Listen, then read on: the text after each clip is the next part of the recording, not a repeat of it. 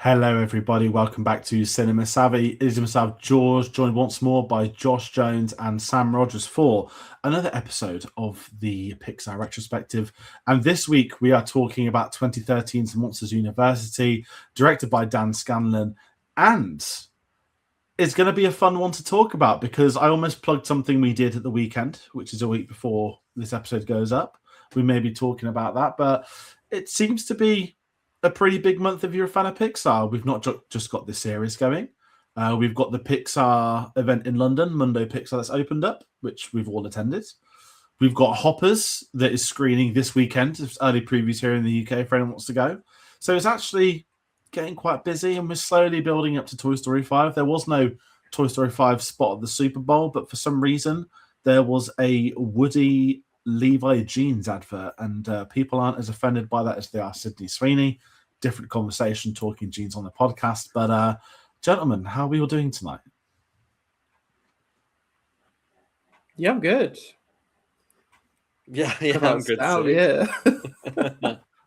Yeah. I mean, I'm still caught up in Mundo Pixar land, I think, but aside from that, back to reality after a very hectic week. I mean, we did get to see Sully and Mike. There was no Randall. There was no Boo. There was the doorway, but not to Boo's bedroom. Which was it? One of you two that pointed out? Was it somebody else? Someone opened it like that's not Boo's room. Some generic bedroom stock photo. Disappointing. But the event was good though, and if you want to see a little bit more, because we're not paid by Disney to go to events like that, we all had to pay out of our own money. We had a fun day out, and that sounded like shills or plugging it too much. If you're a fan of Pixar, then I recommend it to go. I would say it is literally photos only. Like it's not an exhibition as such. It's more of like photo opportunities. They've created sets and photo ops and characters. They brought them to life, and the implications for you to go there to take photos. So that's what I've been saying to people. And I've also been telling people, do not get the VIP package. That is a waste of money. Yeah, I mean, not that I'm plugging it too much. Do you guys got anything you want to say on it before we talk the film? It was warm. It was really warm for a very cold February Sunday. I just thought I really enjoyed it. It was very immersive, and like you said, plenty of photo opportunities. They've clearly thought the whole thing out. But just from beginning to end, I enjoyed it. It was a lot of fun, and seeing, I think having the music play in each room as well massively helped sort of immerse you and really sort of make you feel as if you were there. Not to sound silly, but yeah. Yeah, I guess it's probably a good place to go for most fans of Pixar, whether or not you just like Toy Story. You're going to love just the Toy Story elements alone. Everything else will be worth it just for that. Especially if you've got a family, if you've got kids, or you want to take your parents and you grow up with it, then you're going to love it. I think there's probably every different type of person would like to go. So I would recommend it. And it did make me a bit emotional.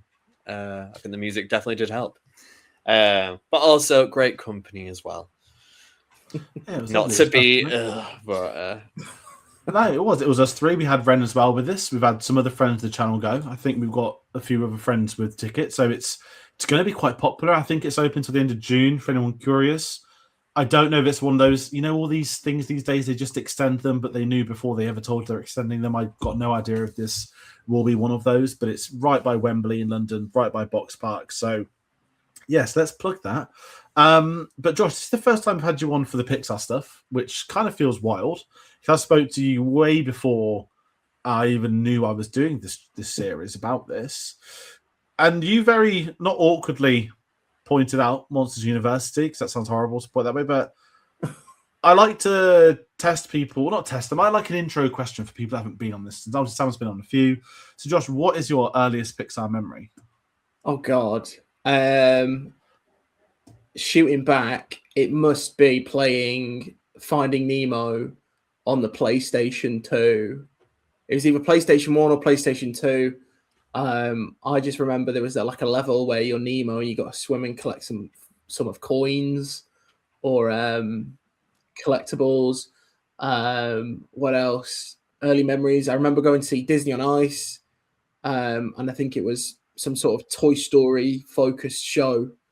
And then in terms of actually watching a Pixar film, I remember we went. I vividly remember going to watch Cars and Ratatouille, which really shows my age. But fun story. I'm waffling here, but the day we went to see Ratatouille, because on the same day, the Friday, I'd got a Blue Peter badge. I could not tell you what it was for, but as like a little reward, we went to the Trafford Centre to watch Ratatouille, and that was like a little treat. So there's a nice mix of early memories. I feel like Pixar's always been present throughout my upbringing, you know, with going to the Disney parks and watching the films and going to the cinema. So it's a big thing for me, Pixar. There's very few Pixar films that I don't enjoy. So it's always fun to get to talk about Pixar and share the love and the memories. It's so well said, but I have to hark back to the Blue Peter badge. I'm sorry, Summer, you're probably in the same boat. So I never had one. My sister had a blue and a silver one. And she used to just send recipes to them. Like, recipes? I mean, I had no talent to send them to get one, but I was very jealous. Should we turn to Blue Peter podcast? I'm joking. Sam, did you have a Blue Peter badge? I should have been polite and asked. I don't have one. No, I mean, I wanted one. I really wanted one. I used to watch Blue Peter religiously. It was like the thing for a good few years there. And because like The Simpsons was on afterwards, or like half an hour afterwards, it was like just a perfect after school. It's like 5 o'clock, I think it was on till 5:30, I think. And then Simpsons was on at 6. BBC at that time was very good. You had Robot Wars, you had Fresh Prince of Bel-Air, I think Malcolm in the Middle, Tracy Beaker. That was Tracy Beaker, Lois and Clark, New Adventures of Superman. There was a bunch of things like I think Star Trek: The Next Generation at the time. I mean, we are going to a different point here, but I mean, I think if anyone doesn't know, Blue Peter was great. It's still going, even though it's pre-recorded show now. It's not live. I've seen it been filmed in Media City because they moved it up here, didn't they? And then to get a badge and then go to the Trafford Centre. I mean, that must have been like the best night of your life. Like, my God, incredible. we'll I've still got the badge somewhere. Put it on your CV. It's, just wear it on every video now. Like, just every video, just. Oh, what a legend! Sorry, they are like it's like a. I'm not a child. I know we're off topic, but I know Blue Peter's still a thing, but is it the same level now as it was when we were kids? Like, because our parents and generations above us all remember it from the 70s and 80s as well. I can't name someone, but there's a very famous episode where Chewbacca goes on and he senses someone's darkness. And I can't say any more than that. If anyone knows that, just search Chewbacca, Blue Peter, senses darkness. That's all you need to know. It's one of the something I can't say on a Pixar video. Might have said some worse things at Monday though. Who knows? But Monsters University. Sorry. We'll kickstart as we do with the IMDb plot synopsis. And for those unfamiliar, this film is a prequel. And as follows, it is a look at the relationship between Mike Wazowski and James P. Sullivan. Brackets far too long. During their days at Monsters University when they weren't necessarily the best of friends. Simple, to the point. It's a prequel telling the friendship story. I am very interested to know people's thoughts on this one. And Josh, seeing as I know you requested to be on this, I'm going to head over to you first. I want to know your history of Monsters Uni only because, behind the scenes context, when I was mapping this series out, there was a few films where I thought nobody would want to be on. And I thought this was one of them. And when this was the one you sent me, I was like, thank goodness.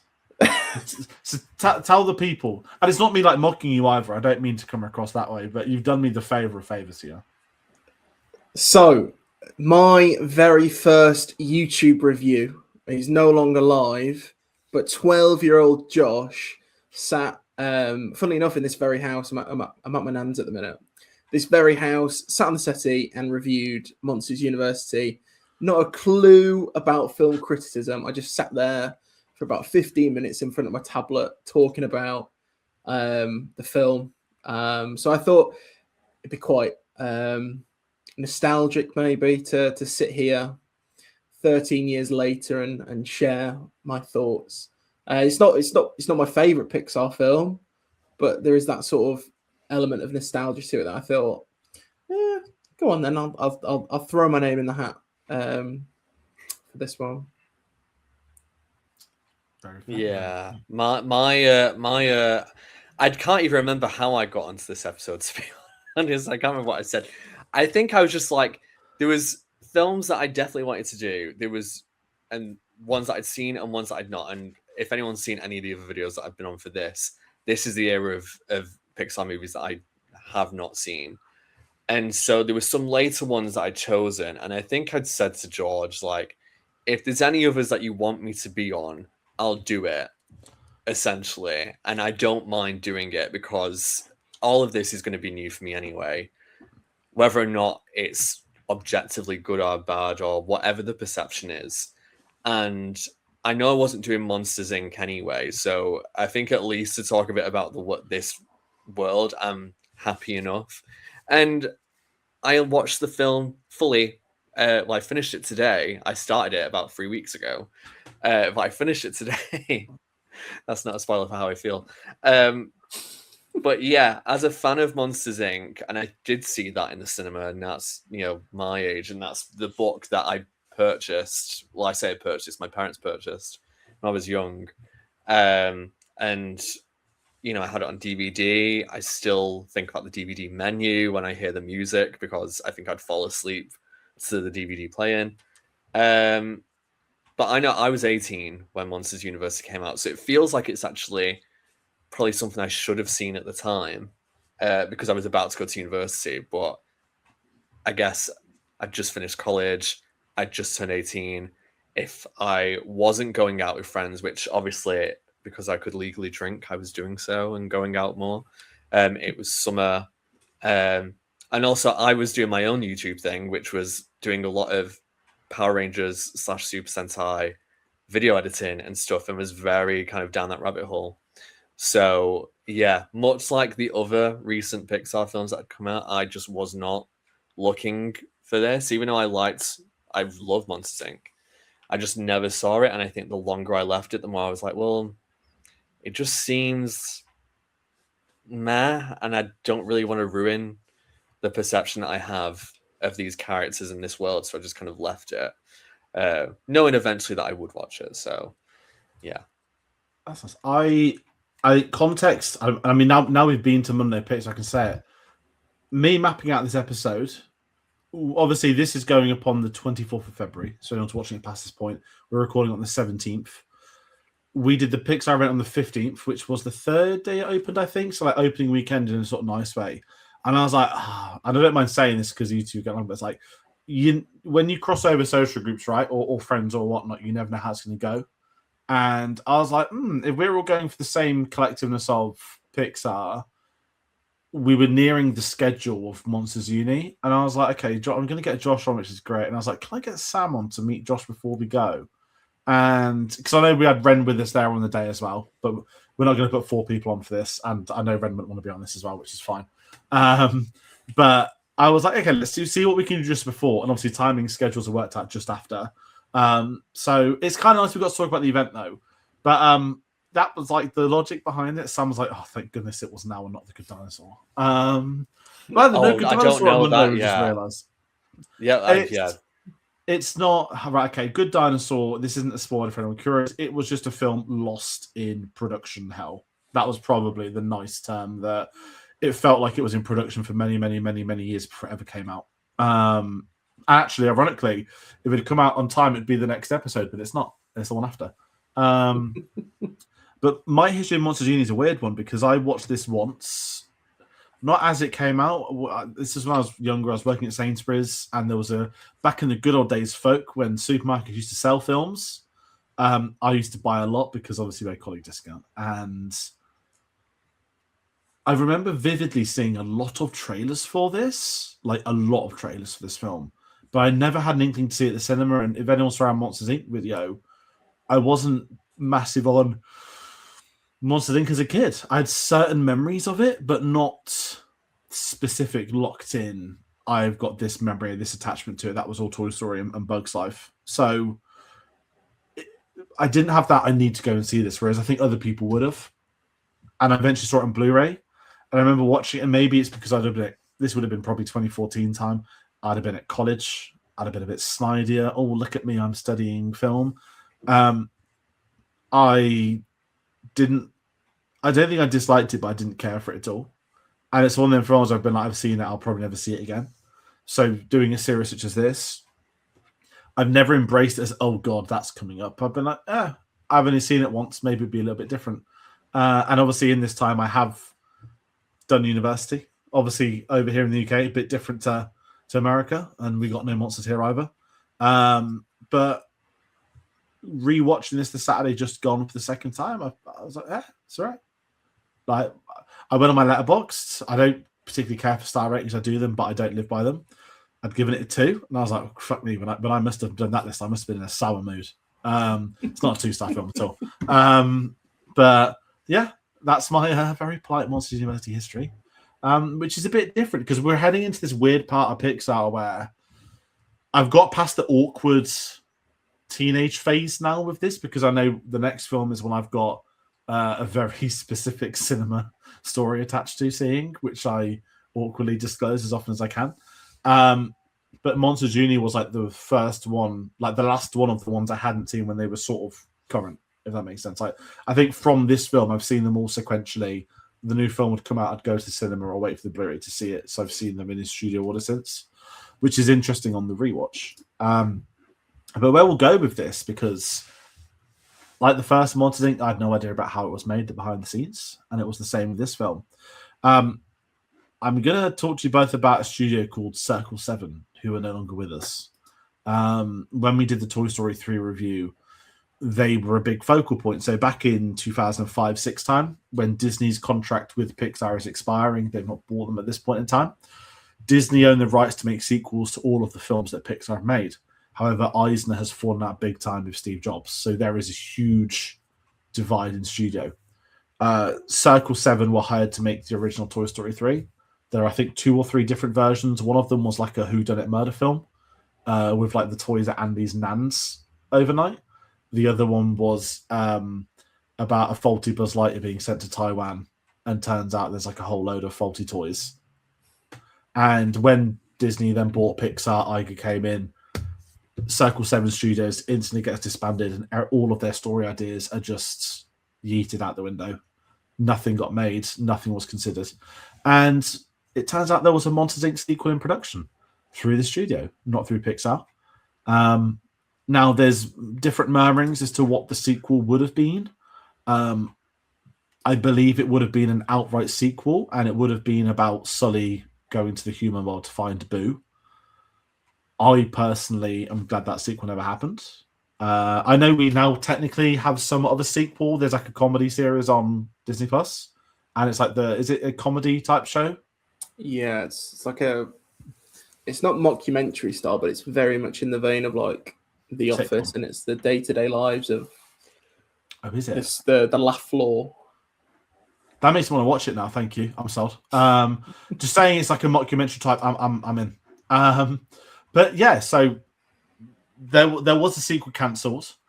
Disney obviously Disney bought Pixar. Pixar are involved again, and then they begin their own production. The exact same thing they did with Toy Story 3. Once Circle 7 out the window, in comes Pixar. Like, right, this is actually how we do sequels, or in this case, prequels. And this would focus on them being at college. They wanted to have them, quote, developing their relationship at an adult age, which sounds like that could go 2 ways. The reason which isn't confirmed, which I'm curious to know what both of you guys think, to me, this just means it was so they could get Billy Crystal and John Goodman back, because I don't think you can do Monsters Inc. without them two. And I would imagine, I think what they spoke about is there's a line from the first film, like they've known each other since the 4th grade, and Pixar's like, oh no, we couldn't really have them as kids. It wouldn't work. And I'm sat there like, the opening scene was good. Like, I love the opening. You just wanted the voice actors, which I actually understand as well, because you kind of them voicing like 5-year-olds. But what do you guys think? Did you know about a potential sequel, or would you have wanted to have seen a sequel? Because I don't mind them going the route of a prequel, more so because I don't want a sequel.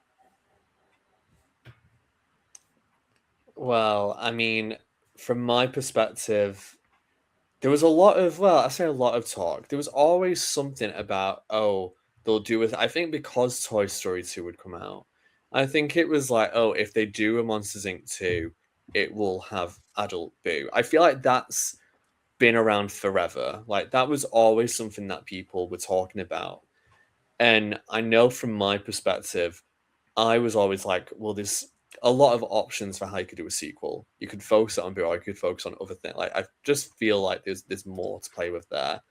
I feel like when I found out it was a prequel, I kind of sighed. I mean, my thoughts on this film is that I think it's enjoyable enough, but I just think as a prequel, it doesn't do that much for me. I think it's kind of a missed opportunity. I'm really kind of intrigued by the TV show just because I'm like, okay, that is set after the events of Monsters Inc. This to me just has low stakes, and I feel a lot less emotion that resonates with me. I feel like Monsters Inc. does a really good job of mixing the humor with, kind of a serious story, but that has a lot of heart and emotion in.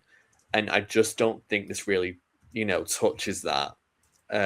Obviously, the voice cast are great, and the chemistry's there. But in terms of the actual story, I just feel like it's a rather cliche way to go. Oh, they met in uni, and this is the American-style college campus, and these are the fraternities and sororities and all of that.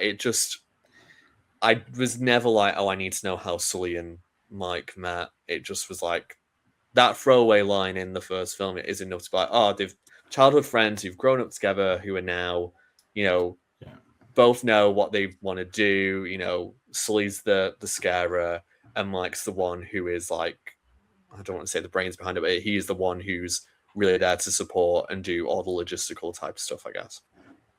So to kind of like stretch that out into a film and then make it like that cliche stereotype, it's just kind of like, okay, I think it's a good thing for kids, but I think Monsters Inc. was also good for kids and did a lot more with the concept. I just feel like it's the waste of the concept of this world to set it in such a way,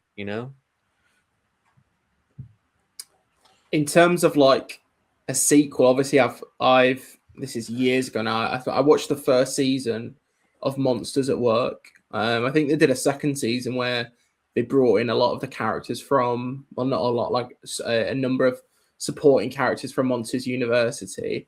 In terms of like where if I wanted Monsters University to be a sequel or not, I think I'm on the flip side. As much as I remember the you have those fake Facebook posts with like movie posts like, oh, Disney Pixar's Boo released in 2018. Like, as interesting as it would be to explore what it'd be like with an adult Boo or Boo all grown up, and I think it massively undermines such a lovely ending for the first film. So for us to get the prequel and for it to do it is a very safe film. But I think the world building is just as good as the first film, in my opinion. Very safe, but it is a very enjoyable and it does play on what the first film does really well with that the bond and how we get there, and the humor is really good in this film. So, but yeah, I don't know now after all these years, what is it? Because did Monsters Inc. come out in 2003? Was it? It was 2001. Yeah, it was 2001. earlier, yeah.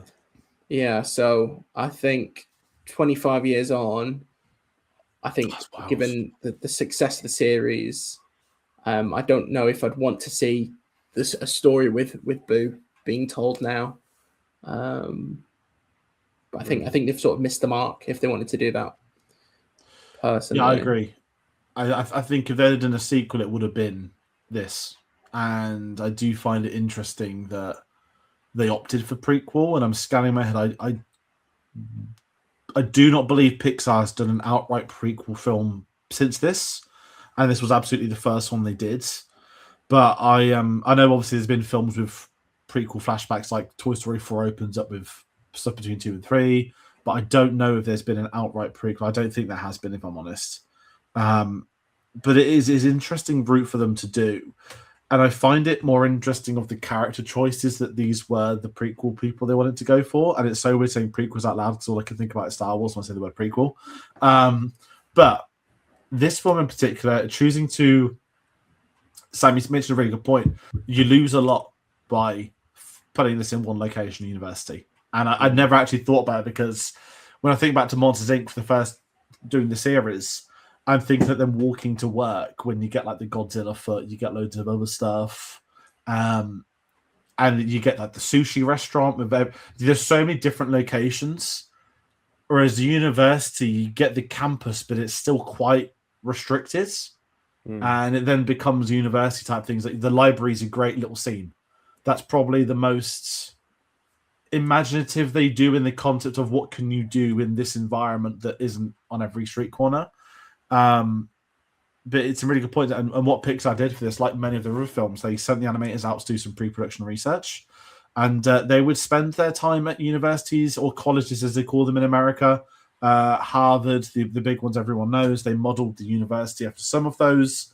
That's totally understandable. And apparently, they spent 2 weeks in a frat house, which not saying I don't know what to think. You'd assume most of them might have gone to college anyway. But just the logic of we need some inspiration for animation, we're just going to go to France. They just go on a 2-week bender. Like some of the places we've seen in the series, back at Ratatouille, they went around France, they dined the high life. Other places they're sent swimming. That was Nemo, I think. Toy Story 3, they were sent to go around LA in trash and like landfill sites.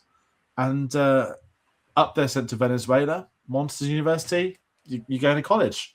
22 Jump Street. But it kind of does work for a setting of a prequel, if I say that. Like, I'll get into the story shortly, but something I did want to talk about is they were intending to bring back Henry J. Whartonose, which is very interesting because he was obviously the villain of the first film. I'm going to say this very carefully. The actor passed away, so I understand them not bringing him back. They still chose to bring him back. They hired Kelsey Grammer, which to me shows that they didn't just cut it, from a story point. It came obviously probably after the animation, and it was going to be a Kelsey Grammer cameo that was removed. I personally don't think he's needed in this film at all. I think bringing in Roz is a bit too on the nose. But Whartonose, you get the great little photo at the end of him. It's kind of like the 70s, like they put a mustache and an afro on him. That was funny. And what this film has a lot of very funny visual gags, and the humor works quite well. But I think in turn, you've got these individual moments of humor that then feels a little bit lost amongst the story and everything else. But we will get into that. What I want to talk about very briefly before we get to the story, is the animation. So this part of the series is getting shorter and shorter. And it's not me being lazy because we're entering a new decade, whatnot. So much of this series has been, look at how Pixar developed this new technology. They were doing this, they were doing that. When we did Bug's Life, we were talking about the fact that, it was this tiny little insect village, and then Toy Story 2, they had to then design a city, which they hadn't done before. And that's the second and third film of the studio. At this point in time, Pixar are pretty like impeccable. Like their animators, the quality of the animation, they are the industry standard, like the gold prestige of the industry. So they developed some new technology for this film specifically that they've used since. And this was a lighting animation tech called Global Illumination. And what this did is it automated the lighting and the shadows onto the characters. through the software, which, you know, doesn't sound arrogant, you'd think quite common. And maybe through the time I was studying film at uni, not that we did lighting software, but you think in 2013 this software may have been developed, but it hadn't. And through that being created, that meant the animators could now spend more time on the creature designs, the monsters, the facial expressions, the performances. And I think that should be applauded when it is needed. I've got nothing else to say on lighting because I've got no knowledge of that side of things. Anyone have anything they want to jump on the animation before we talk about the story? I mean, I think. Go on. No, I mean, I think the animation's good. Obviously, I don't think it's weird because the jump. Because I did A Bug's Life from Ratatouille, and obviously the jump between that and that is massive. If I put Monsters University next to Ratatouille, it doesn't feel, I guess, from my perspective, that much of a jump, which I'm not saying there needs to be. But I think this feels very much Pixar in their stride. There's a slight bit which does feel like, oh, this could work for TV. And I think part of that is maybe just the style. It does feel a bit more childish, the animation, in terms of, and I don't mean in terms of a professional level, but it feels like Monsters Inc. felt more like they were going for like full-on kind of monsters and style. There's a lot of, I guess, kid-friendly monsters in this compared to Monsters Inc. It feels. And also the use of color. There's so many bright pops of color, which I think is great, but I think it does kind of, I guess, change my perspective of that world just a little bit. Which is why I love kind of then seeing some of the older monsters return in the end of the film and seeing everyone on the scare floor. You just feel like, oh, okay, this is a bit more close to that. But, you know, because they're at university, you've got all these kind of, I guess, you know, students who are like 18 to 21 years old. I'm really trying to like figure out why I feel like that, and maybe that is the reason. But that's, I guess, the thing that I know anyway, as well as kind of Sully just looking weird to me. But I guess I like how he looks in Monsters Inc. more. But I guess that's my only other comment on that. I think having watched Monsters Inc., what was it? I finished watching Monsters University today. I watched Monsters Inc. yesterday. The difference in, what is it, a decade's worth of animation is really strong. Like Sam said, obviously Pixar are always seen as like the better animation studio. They're always sort of 2 steps ahead of everyone else. I think Sony is now that sort of trendsetter. I really like how, especially with this one, because obviously we see a bit more of the human world in the sort of final act. I really liked how in the opening scene you're led to believe it is the human world we see initially. You know, we've got the bus, the pigeon, then we sort of have the fake out with the 2 heads. I love the in the final act where the real our world looks more alien to the monster world, and it's very dark and it's almost distorted, very hostile, which I think is, I don't know if you guys picked up on it, but it feels like the choice was clear there, and it works really well because it feels like, obviously for us it's normal, but it looks so contrastingly different to the bright world that we've been in for the whole film that it's really effective. But as you said, I do enjoy like the bright colors. It might just be my sort of childish nature, but yeah, the colors in this one, and like you said, they're younger monsters, so we wouldn't expect them to be as scary at this point. But it is more kid friendly than the first one, definitely. Even the initial, you know, with when Mike's on the school trip, those monsters there, they're not that scary either. You've got John Krasinski, who looks like a Teddy sort of cuddly monster that you'd have as a child. It's not like one of the main scarers from Monsters Inc. So I think even there you've got evidence that it is very kid friendly. It's a good point. I definitely think it feels more kid friendly. Those monsters at the start, as soon as John Krasinski's character, because like, where do I know that voice? I mean, we're hitting that point, right? And this sounds really horrible. So much of early Pixar, a lot of the supporting cast were older comedian types, and a lot of them have passed away in the decade since. I'm looking at like Toy Story, Bugs Life, a lot of sitcom cast members, and obviously like many people who cast older leads 30 years ago, obviously time just pass it by. We're at this point where I'm not criticizing this casting by the way at all, but I'm at a socially conscious age in 2013-14 and today, where the actors actively performing stuff such as this, actors we are familiar with that we've all seen in various different things. So for me, when it was John Krasinski, I was like, well, I was like, it's fucking John Krasinski. And he's in like one scene. I was like, ah. And then later on, when you've got, why have I forgotten her name?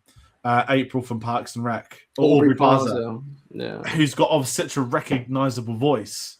And you're like, Aubrey Plaza's in this film. And it happens a lot. And this isn't me criticizing that, but I thought it was more noticeable in Monsters Inc. than any of the last few Pixar films we've done. I mean, Brave was a really fun video to do. Smaller cast, but that was very much a British cinema, Scottish actors, some non-Scottish actors in there too, where it was almost like that. We compared it to Harry Potter a lot because half of them are in Harry Potter, but it was that you're going to take the best British actors of the early 10s. They've obviously been in that series, but that's you being authentic, going for those. And you get like to Billy Connolly too. They tried for someone like Sean Connery. So I do like it when they do that. And it feels very much, now I've just said that out loud, Aubrey Plaza at this point in time, John Krasinski at this point in time, they are best known for their work on sitcoms in the year 2013. This isn't them 10 years later where they might have done different roles or switched career paths and whatnot. This is very much what were they most famous for at this point. Charlie Day's in this film. And he's still very funny. So it's very, not specific, but the comedy core of it I quite liked. Some surprises. We'll get to the cast later, but I was caught off guard in a good way by one actor that cropped up. I had no idea was in this or remembered him to be in this. But if we talk the story of this, the fact it is a prequel, the fact we go back down to the early days of these two at university, even further than that, I'm going to be really honest, without skipping to the end, young Mike, like the scene of him as a 4 or 5-year-old, I thought was one of the cutest scenes. Like, you know, these days, not because we have the trailer today, you get the criticism of Baby Yoda, right? Every time there's a baby something, someone criticizes it, like, oh, they're just copying The Mandalorian. Young Mike in this looked like the cutest one-eyed alien I've ever seen in my life. And I actually really liked that whole opening, that he wanted to do that from the day he went there. And that's exactly what his character would be like. You would know at the age of 4 he had an idea for something and never, ever stop that mindset. And I think it sets up the story so well because we as the audience know he is not going to be a scarer. We know he's not scary, but we know because we've seen the original, he isn't going to do that anyway. So then it becomes at what point are these two going to click? And at what point are they going to go into the roles of which we know them from? And I think the film functions well with the overarching story of them two. I think where it loses me actually is a big story moment in the opening third. But before I get to that, yeah, what did you guys think about the story of it? Because it's a weird thing to talk about a prequel with Pixar. It's interesting enough. I mean, I'm going to echo a little bit what I said earlier. Because again, I think the chemistry between these two is so strong, and I think that's one of the best parts of the original film, that I do think, regardless of what the story would have been for a sequel, I think it just would have been interesting to see how that develops. As soon as I saw that these guys didn't like each other at first, I was like, oh, okay, we've got the enemies to lovers, enemies to friends trope here. And honestly, the first third of the film, I really was not interested in. I liked the initial setup, but I am like, okay, when are we going to get to the point where Mike has his dreams dashed and Sully has to realize that he needs to get up off his ass and do work and not just be a Sullivan Nepo baby? Like, and I didn't really enjoy until the scare games came into it. I mean, that's the point where it started to click, and I was like, okay. And I started having fun. I wasn't enjoying watching. I think that's why it was difficult for me to get into the film when I started watching it. And I think part of that is the issue with doing a prequel, is that you know where they're going to end up. So how can you make sure that the audience is as engaged as possible so that you can see it through? And just for me personally, I wasn't that engaged until Sully and Mike actually were spending more time together. That's, to me, is the most important part of Monsters Inc. is their interactions. But yeah, I do think that once I was like looking at, I noted something. There was something that I added specifically, which I thought would have been a funny thing to add to this story.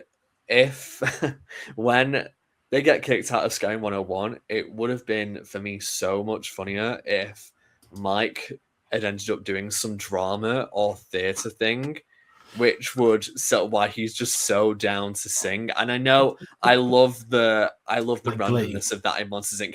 Yeah, especially when some of the background music, which we'll talk about, does sound a bit Glee-like. But he can put on a show. He can put on a play. Imagine if he'd learned a bit of that from Monsters University.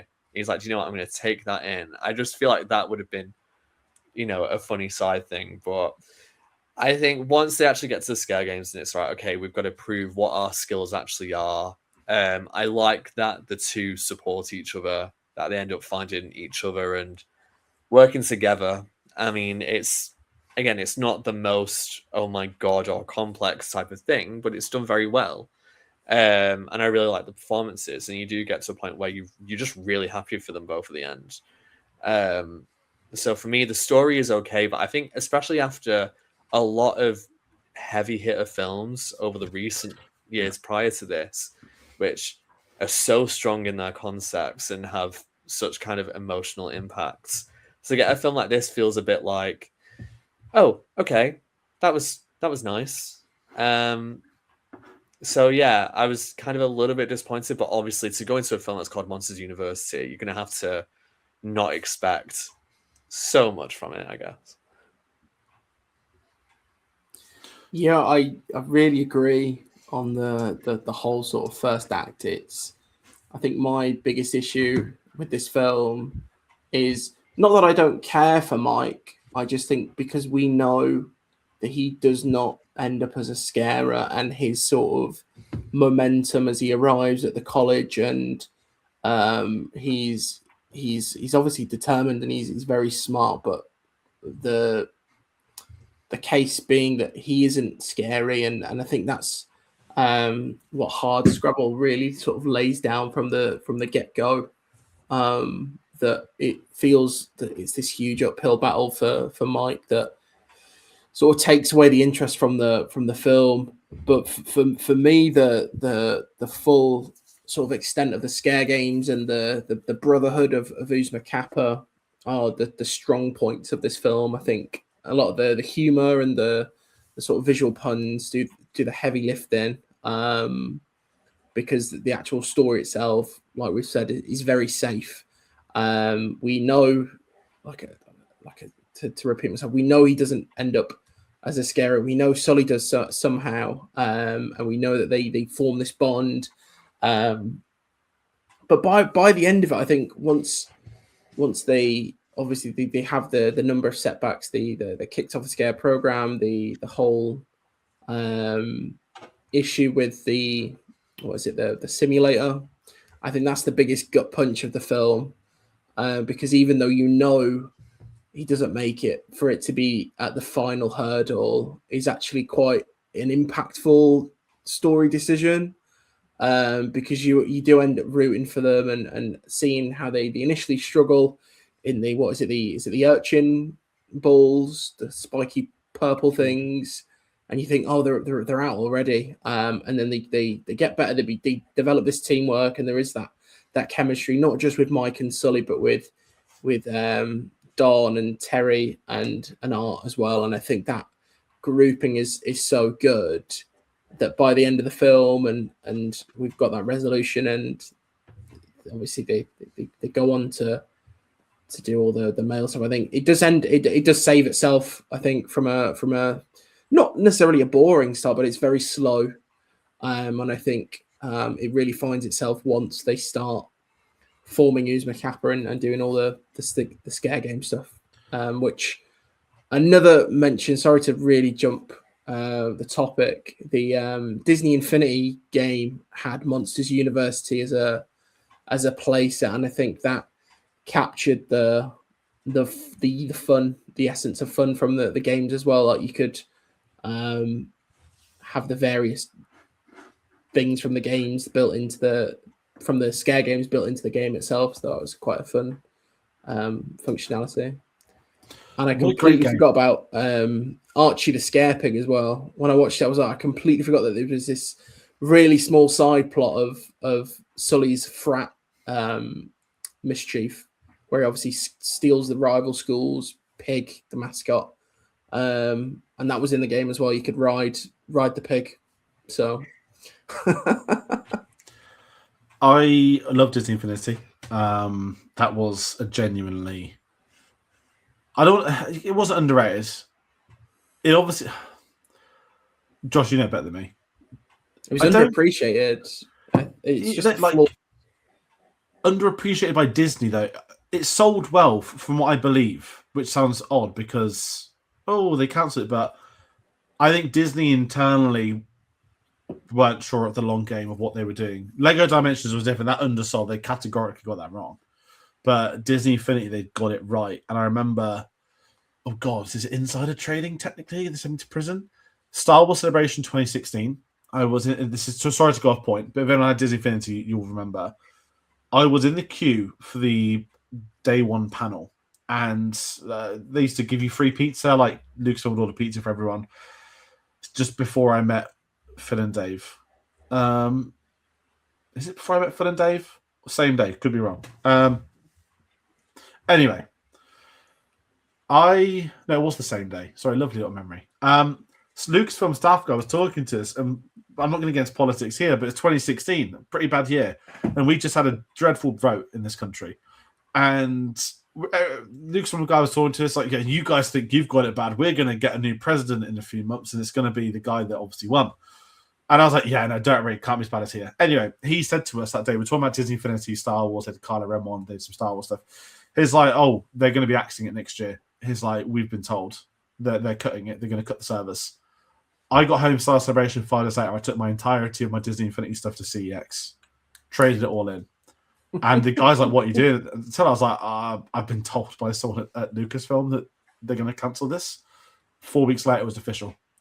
And I kind of regret it, and I don't regret it because I didn't lose out money because I obviously traded it in when it was at a high. But as I've got older, I'm like, damn, I wish I'd. I think you can probably get it for like £1-2 somewhere. But I was like, the figures were cool, but it was an actually good game. But Disney just, I think, if I'm honest, they got it themselves. Sorry, side pieces. Monsters University, though. Here's something I've got a fundamental flaw with, because I'm fully with you guys, right? The first third drags a bit more. My biggest issue past the first third is, okay, I know it's at a university. I know they're at a frat house. They're kicked out of uni, kind of. Like, it then begs the question was, if this was the prequel Monsters University, why are they expelled on their first lecture or second, whatever it is? It's like end of term test. And I like the scare games, and I love meeting the frat team that they befriend the people. It's a great little group. It just loses me with the university title, that I don't think that's a fair representation of what this film is. And it's like they just wanted the uni setting to plug university on the cover. Is that fair of me to say, or is that a bit cruel? I think it's fair enough. I think You would think at a university thing you'd be studying more than just the one class with the one teacher. I guess it was nice to see them in a different thing about the making the tube that gets the scream and stuff, and you'd see about different parts. But I think it just would have been interesting. Again, you've got this concept to explore it a bit wider. What else is in the monster world that doesn't relate to just being part of Monsters Inc. or getting Scream energy? What else can you do? That all we're being shown is the scarers, the doors, those tubes, and I can't really remember if there's much else. But I guess it would have been interesting to see a bit more. And then the scare games take away, I guess, from the rest of the uni experience. It's very again kind of TV show in that, oh, we're gonna do this and we're gonna show this class, we're gonna focus on that, and that's it. And again, if we're gonna bring it back to Glee, great. What do they learn at school aside from just going to Glee Club at practically any time of the day? If this had been 2019, is Bob Chapek saying this is an 8-episode Disney Plus series? Yeah, because I agree, and without putting you on the spot, Josh, I know you know more of the Disney side to me. Monsters at Work, was that always conceived as a TV series, or do you think that ultimately could have been a sequel, or is it outright this was only ever going to be TV? Couldn't be anything. It was always a series sequel. It was one of the first titles announced actually for Disney Plus. When they were sort of pitching the whole thing in 2018, 2017. I think the biggest issue for Monsters at Work though was it was not animated by Pixar. It was all done outside of Pixar, which really let down the show as well. It if you look at the animation and compare it to Monsters University for a show that was made in the early 20s, it's like night and day. It's crazy. But it was always intended as a series, as far as I know. Because I feel like Disney, especially in the late 2010s, this idea of they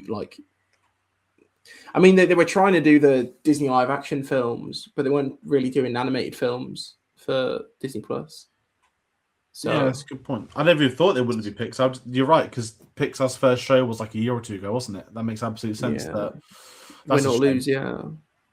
Let's talk. We spoke about some characters, but we'll go to the character section. So we've got Mike Wazowski played by Billy Crystal, and we've spoken a good chunk about him and Sully, but kind of the core of his character in this film for me, without being rude, is kind of, I think we've all floated on it, that because we know and this is the downside of the concept of a prequel. When you know the outcome, it can make it harder to connect. And I think you are right that you lose something by him being so dead set on becoming a scarer. That Sam was either said that you just know at some point he's going to have to give it up, and you're waiting for that moment to happen. And the fact it's like the penultimate scene, almost. And whilst it's a lovely scene when he finds out that, it's a pretty powerful. When he finds out they've been cheating, and you see him getting upset, because I think internally he always knew. He probably knew, although it's not obvious and he's got the confidence, he probably always doubted himself to the smallest degree that he couldn't be a scarer. And I know the film doesn't elevate on that in particular. It shows he's completely oblivious to the concept that he could be anything but that. You feel for him. And I like Billy Crystal in this. But what I will say, and I'm assuming they would have recorded scenes together in the booth like they did in Monsters Inc., but it's not the lack of chemistry. I think the issue is the script. I'm not just picking on the script, it's not memorable, it's not this, but the conversations don't feel as fluent as they were at Monsters Inc. It doesn't, whilst they're meant to be developing a relationship, it doesn't feel like we're quite there. The people understand these characters.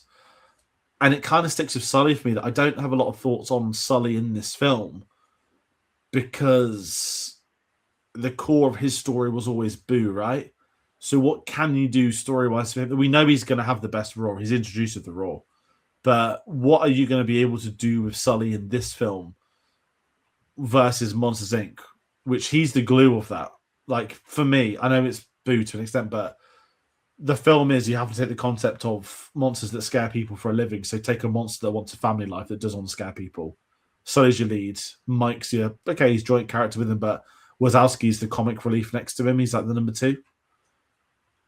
And I'm a little bit lost with these two in this film, if that's fair. I think there's a world where you have Sully's dad play some. I think to give Sully a better arc or a better story, I think there's a world where you are introduced to his dad, and that might add some level of sort of expectations for Sully. You know, he's I can't remember. Someone mentioned his I'm sure his dad is a scarer, isn't he? Or yeah, like Sam call him a nepo baby. So I think you could really sort of dial up his story to the max by having that overloom a little bit more, have a bit more presence, because he's just in this film. He doesn't do too much. I think there's moments where he's the voice of reason, like the whole sorority party that they're invited to, and they're all excited and hyped up. And I think the only person to say no in that moment is Sully as well. And I think that's not sort of dwelled upon by the rest of them, but they could have certainly done a little bit more with him, because this is Mike's film, whereas Monsters Inc. is Sully. This is very much Mike's story, and Sully just so happens to tag along. Yeah, it'd be interesting to see what would have been if Sully was the main character. With Sully, I think Sully's the one that I have more of an issue with than Mike, because Mike's always been kind of because they are the good guys, but Mike's the one who will do like the wink, wink, nudge, nudge. Like he'll skirt his way around something or whatever if he can. He won't file his paperwork. He won't do that, which goes against what this Mike would do, where he's constantly studying and making sure he's doing the right thing. I feel like there's just elements of the characters that don't really fit, and you can say, oh yeah, it's growth, but I feel like this is actually, for Mike, it kind of cheapens him a bit later on. With Sully, I think, because I feel like in Monsters Inc. he's so like lawful good, like he's very moral, he's got a good heart, all of that. He just also happens to scare because that's the business. Whereas here, like he comes in as like cool as shit, whatever. And it just feels like that's not really him. And we know that he's like happier, I guess, by the end. And, he's found people that he doesn't really need to kind of impress in that way. But I just feel like that's not really what I expected Sully to be. And I do think, Josh, if you saw that, his dad or family had a bit more of a role, and you could see that Sully was always a nice guy who was being pushed to act in a certain way.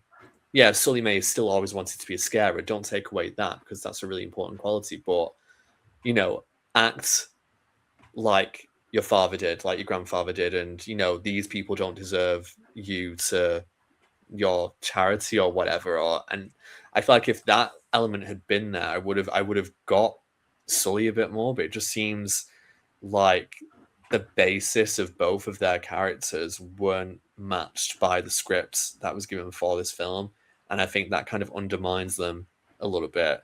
Not so much that it really detriments the film, but it's just something that definitely is noted, and I think does ultimately affect how I view this film compared to Monsters Inc. That's fair. I agree with that too. And someone I want to talk about, we've not spoke about.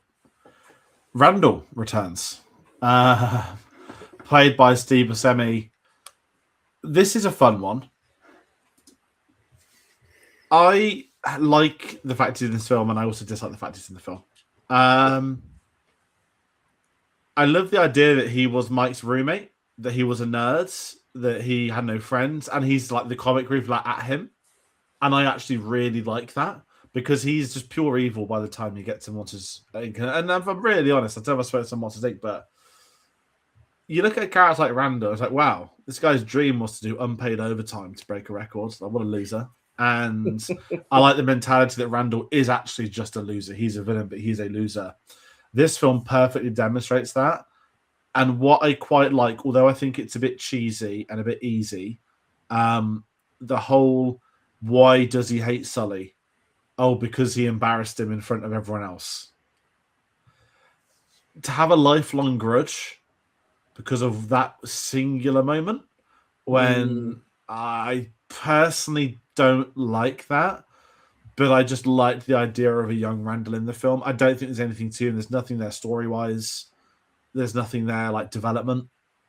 Even if they'd have started out as a trio and that turned into a duo and him falling out along the way, that would have even probably been more interesting. But I appreciate he isn't the core of this film. He isn't, the leading antagonists. But it just feels a little bit like a missed opportunity for me personally. I don't know if anyone's got any thoughts at all on that. I like how this film gives you firstly, the character design obviously is very much the same Randall that we know. He has glasses now.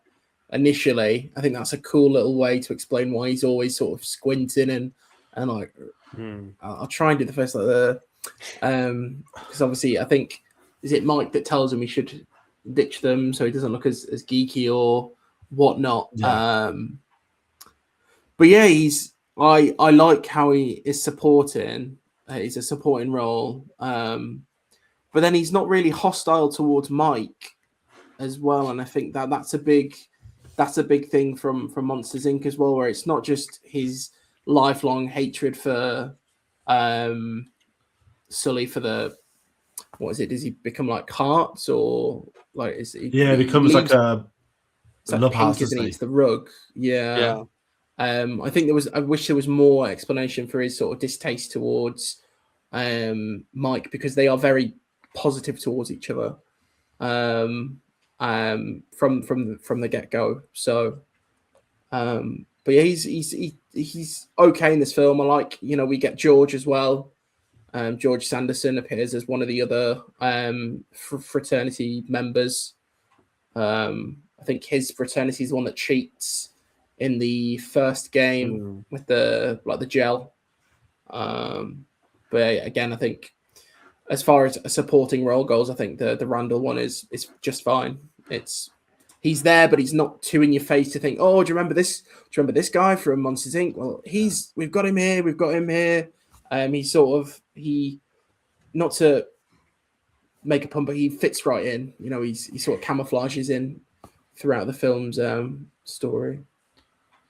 Yeah, I feel like he either should have been a cameo or should have had more of a role because it just feels like he's got an awkward amount of screen time and an awkward amount of presence. And I think it is the Sully stuff I'm kind of fine with. I mean, it does feel a little bit Brofeld, like, oh, you did this one thing and now I'm going to have this vendetta against you for the rest of my life, which is annoying. But then I think it is the crux is the relationship with Mike. And I don't know if they actually interact after Randall says that he's not going to be on his team because he's gone with the other frat. And I just feel like that's the most missed opportunity. That there's not like a breakdown or anything of their friendship. It just kind of ends, and Mike moves into the frat house, and Randall, I presume, moves inside, and then that's it. There's no conclusion or wrap up to that. So I just think that's, to me, is frustrating because then Randall's kind of like lost as a character. He's just then evil frat person number 6 on this team. And I feel like the character probably deserves more than that, which I think is insane to say. But I just think why put him in the film and not do a little bit more if you're going to give him enough of a role at the beginning? So I guess with him, it's more frustration. I agree. It's just a weird thing, isn't it? For we're talking like Pixar who love a sequel, love to bring back characters. It is weird that it's awkward's the right word. I've never thought of that, but it is, isn't it? It's not. It should be too little or it should be too much. It shouldn't be this awkward middle ground. like a supporting characters, like part of the ensemble. And I don't think that works. And even another character I want to talk about very briefly, Dean Hardscrabble, played by Helen Mirren. I love the intro and the character design. I just don't care about this character. I don't even see her as an antagonist. I know it's the whole school thing and it's the teacher that doesn't believe in you, but this is where the film loses me, that you don't need a definitive villain. And we spoke in the Up review really well that Up falls into the caricature of we had to get a villain in here because we had to do a film aside from just, having Carl depressed and going around Venezuela. But Monsters University is weird where you kind of got a threat house, but you don't dislike them enough for them to be a threat. You don't have the evil teacher.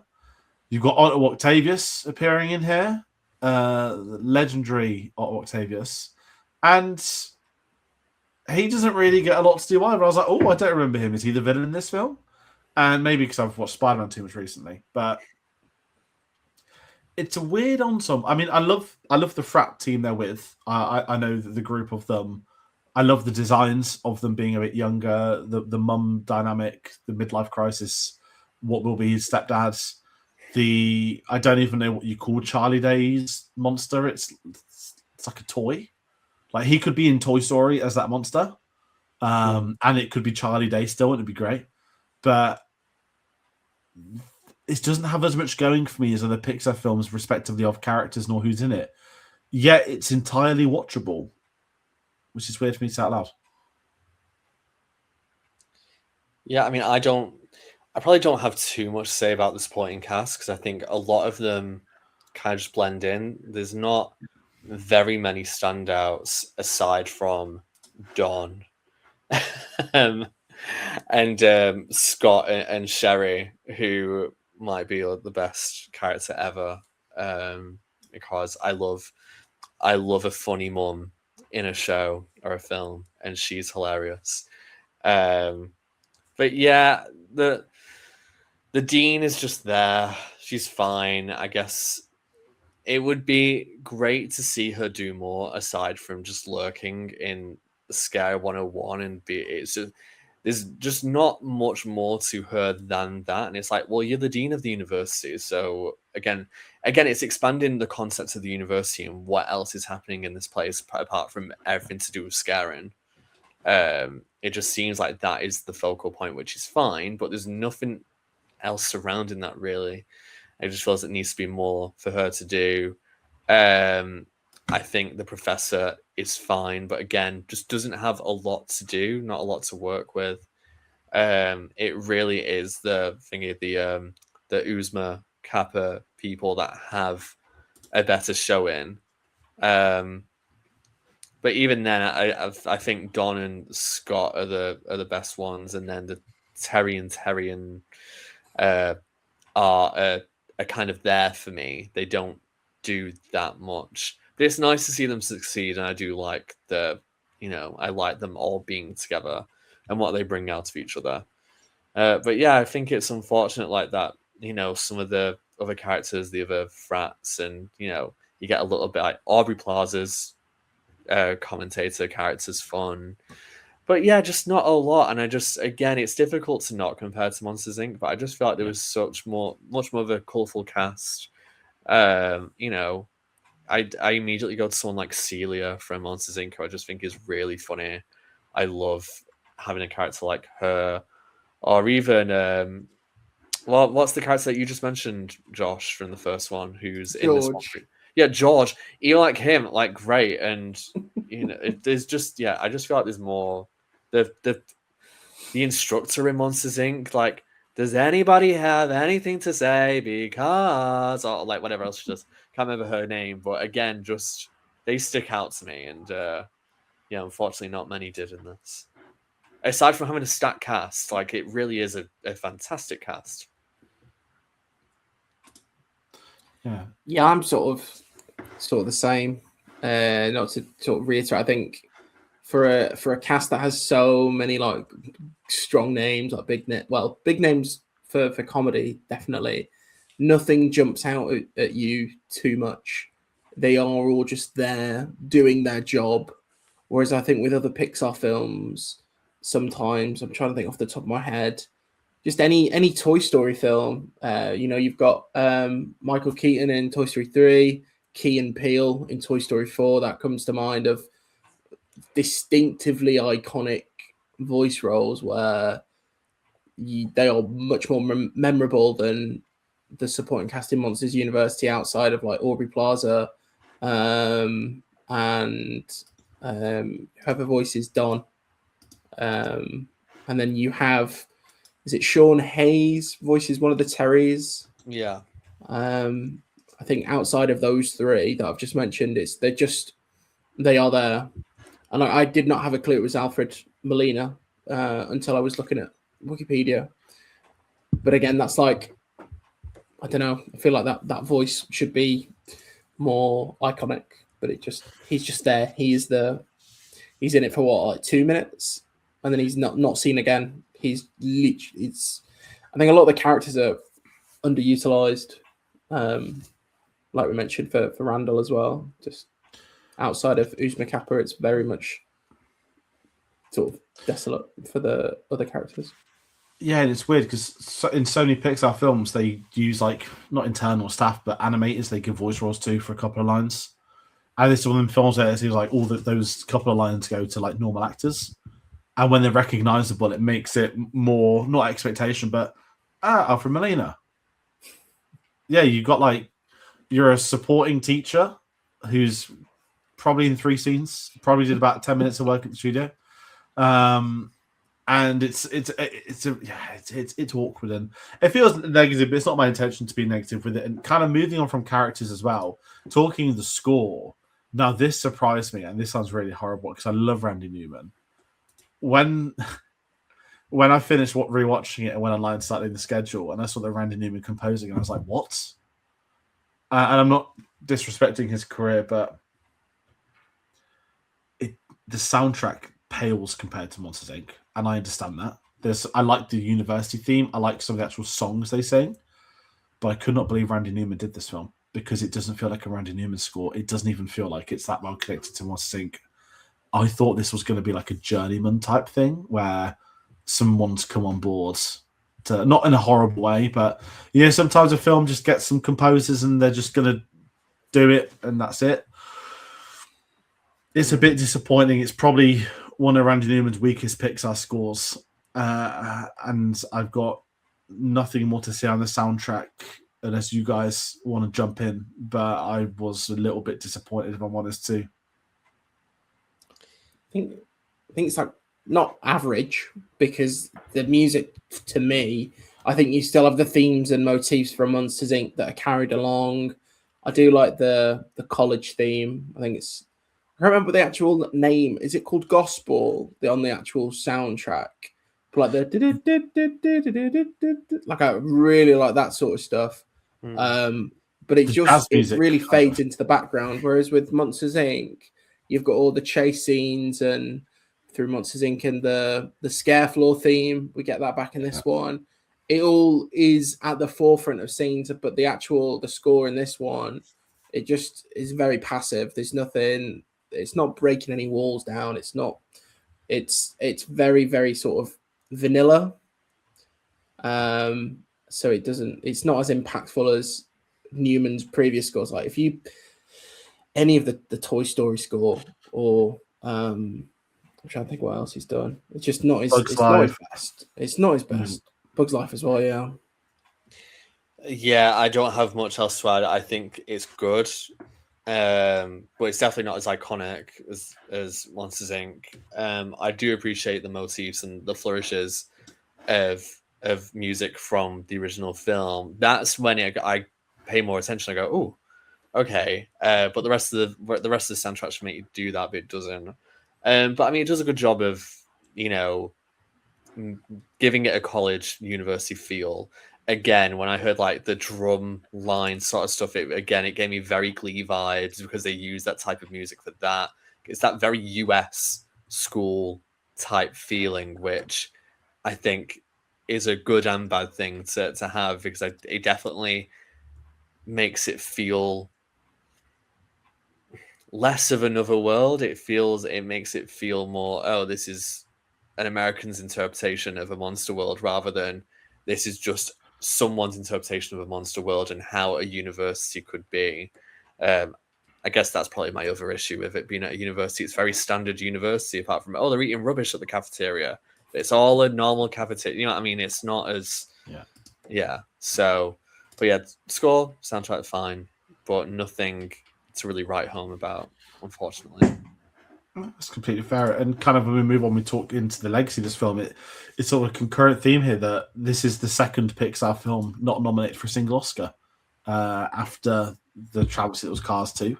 And I think it's not me being mean with this. So many Pixar films always got more than just the animated film nomination at a minimum. A lot of them would get like screenplay nomination, soundtrack, best song. To get nothing including that would be disappointing for that same studio. Financially, it did well. It grossed $743 million off a $200 million budget, the seventh highest grossing film of 2013, which was a pretty big year as we head further into the 2010s. We're going to get more sequels. We're going to get the Boomer 3D. We're going to get the Avengers, which obviously won the year before. And we're going to see the box office starting to shape in a different path toward Disney. But kind of where I want to go with this, because I've not intentionally been negative, but it's not been as, there's not been as much to fly home about. Maybe this is the moment we get to do so. I want to ask people like favorite scenes or notable scenes. I'll jump in first because I mentioned that I love the start of the film. I liked seeing Kid Mike. The best comedic scene in this film, and this reminds me so much of A Bug's Life, where the best scene can only be a few seconds long, and that's not an indication of poor quality throughout, great quality throughout. What do I think is the best scene of this film? This is the slug. The throwaway joke. I'm going to be late on the first day of school. That and how quick those arms move for a slug trying to get speed, and the fact he cannot move at all. It is just a phenomenal joke. It's like Bug's Life when the moth goes into the lights. It's just a couple of seconds of comedic genius. Let it play out, have the moment, and I love that in this. And I kind of said, this film is very funny. And there's a lot of those great comedic moments that maybe aren't a part of the story, have any connection, but they're funny. And it is that university lifestyle. It is the monsters. But yeah, fortunately, my favorite scene is the slug scene. I'm glad I got to do it first. But what about you two? Well, I knew that would be mentioned because you mentioned it the other day. And I did write that down, but I do have a few. I knew that I wasn't going to be speaking, really positively. So I do have a few things written, the small things mostly. The first thing I wrote down was Sherry listening to heavy metal in the car, because that is so funny. Because I feel like at one point, if I was a kid watching that, I'd be like, oh my God, that's insane. But now I feel like it's a genuine reality where there's a lot of parents who would be listening to heavy metal. Like I can imagine that's my sister doing that when she drops her son off somewhere. Like, it's crazy. But all of her appearances are great. I think she's an asset to this film, no doubt. The one of the other ones which really got me was the sorority in the Scare Games, where I think Scott wishes them good luck, and then they say, "Thanks, we're gonna rip you to pieces," and the eyes change. That really got me. I thought that was so funny, and then they hissed. Scott and Don together, and the final scene where Don's like, "Oh, well, it's like I'm still your brother, but your mum's my wife, and that's just all really awkward." I found that really funny, and Scott's just like, "Oh no." And then the last scene I thought was really sweet when they get onto the scare floor and all of that. I'm like, what, that's really nice. Outside of just a funny thing, I'm like, okay, I'm glad that we see them get there. I think it does wrap it up nicely. That's very fair. I think for me, I'm really glad no one's mentioned. Obviously, you spoke about the first scene of young Mike, and it's that stress of Mike trying to find a partner, because I'm sure there's an even number of kids as well, which makes it even sort of more sad for Mike. Obviously, he's going around all these people. He's like, "Oh, should we buddy up? Should we buddy up?" I think he says one of the kids, it's Mike. We carpool. We're cousins. And then he's left with the teacher. And he says something like, "Oh, it looks like it's just you and me, Karen."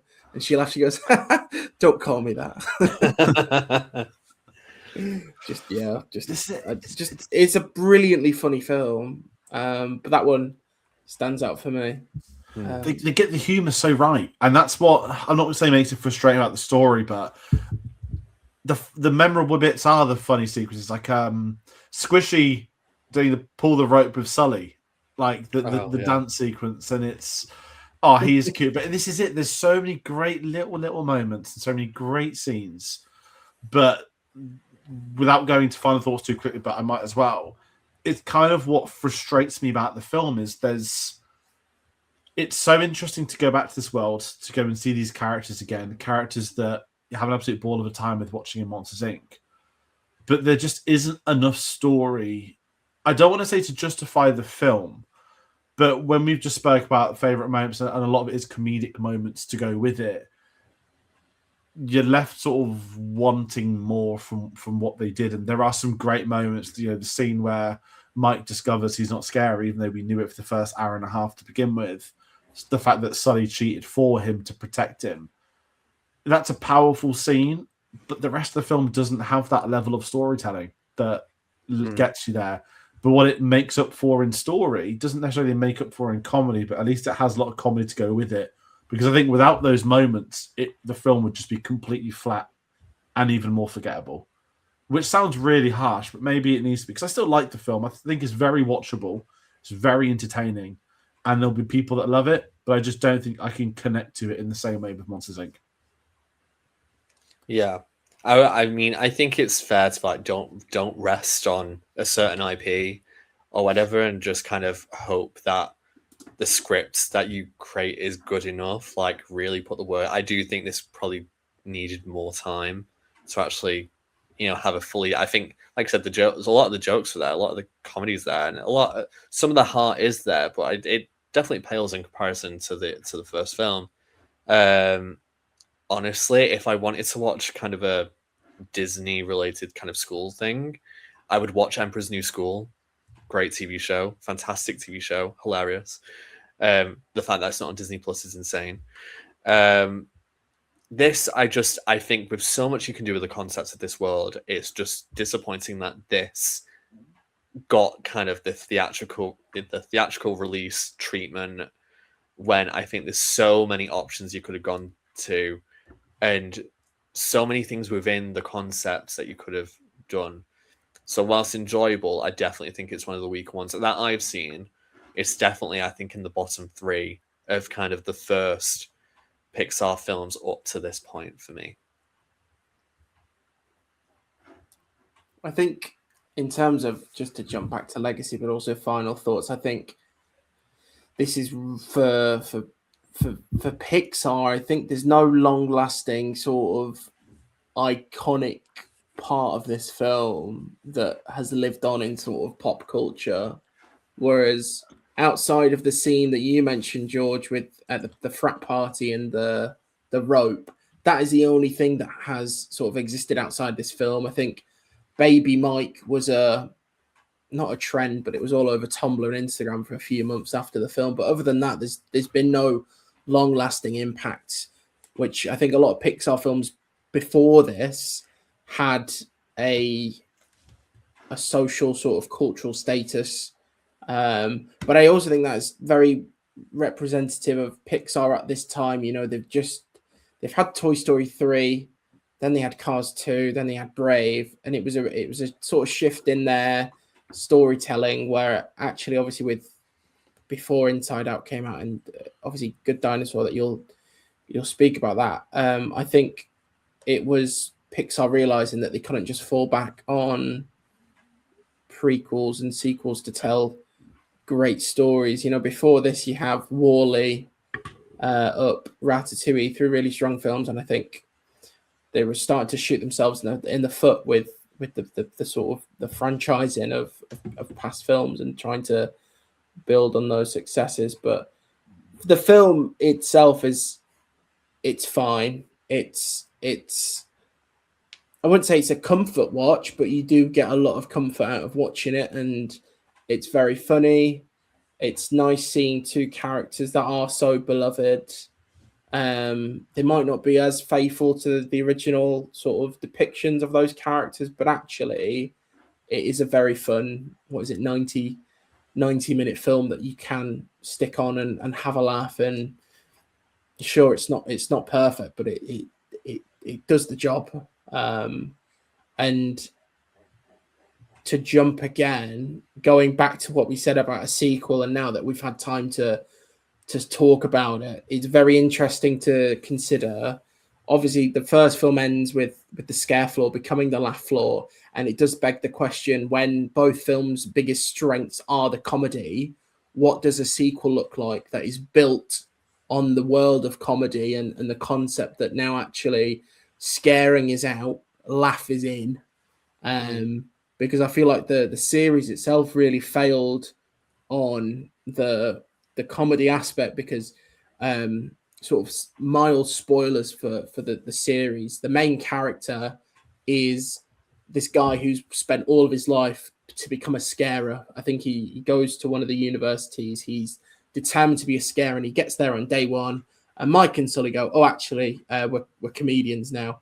And I think I would have loved to seen an actual proper sequel with Mike and Sully, where it is about comedy, and I think they would have had a lot of fun by making it like a full comedy film rather than having a sort of quest or tragedy. But then that begs the question: is that best off as a TV show, which they did, and that didn't sort of land as well as you would hope as a Monsters Inc. fan. Sorry to sort of sidetrack there. No, I really like that, and I'm curious by the show. I will say that it might be something I look at once I've done all the Pixar stuff, but I'm curious at what they could do ideas wise, and what they've obviously done across the 2 seasons, which did get a second season. And that's kind of where we're going with this review for. So I just round out the Monsters University review. It's been a lot of fun to discuss it both with you. And obviously, it's a very different film to what we've done previously. And for anybody watching at home, if you look up at the screen now, you will see what is coming up soon on the Pixar Retrospective. We've got Inside Out coming next week, which is going to be one of the big ones. The Good Dinosaur the week after. Finding Dory is there. And Cars 3 makes the board, the second Pixar film series to get a trilogy. That's right, Cars. Cars got 3 films. Maybe 4 one day. Who knows? We know at least there's going to be an Incredibles 3 eventually in the future. So that is what we're up to. That's what's next. We'll be getting these up every single Tuesday. Josh, where can the people find you, and what are you up to at the moment? The people can find my lovely face at Popped News or poppednews.com. We are very different on various platforms. We're mainly on X. We're trying to post on Instagram a little bit more. Normally, it's just if we have like reviews out. The YouTube as well. We're starting to push things for that, but our main sort of platform is the website popnews.com. Just as always, reviews and sort of opinion related articles. We are trying to cover a little bit of the HBO Max stuff because we've got that launching next month in the UK, so that's very exciting. And then in the long run, I will be in California, pending I get D23 tickets in August. So that's a very exciting trip coming up, which we'll be covering in and out on all of our Pops channels. Lovely. Everybody get Josh there. It's been amazing having you on here finally. And yes, HBO Max, that is a big one coming. Sam, Bond again. What are we up to? We had Craig on last week. We'll plug that too. Yeah. So I know Craig and I both did Ratatouille together, and then Craig was on last week for Brave. So yeah, I'm glad that he's been able to come on, because he is an invaluable source, and he's not paying me to say anything that he has got a lot to talk about, a lot of interesting stuff. We can both be found talking on Bond Again, our James Bond podcast. So you'll find us on Instagram at Bond Again Pod, and you can listen to the podcast on all streaming services, as far as I'm aware. We're about to record, I think, our 8th episode in the coming days. So by the time this video comes out, that may have been recorded in the can and ready to be released. And yeah, anything about James Bond will be on that. And then I guess outside of that, I do bits and pieces everywhere sometimes. So yeah, just watch out for Sam Rogers. That sounds really conceited. It's not meant to be. If I'm not on Bond again, I'll probably be here if George.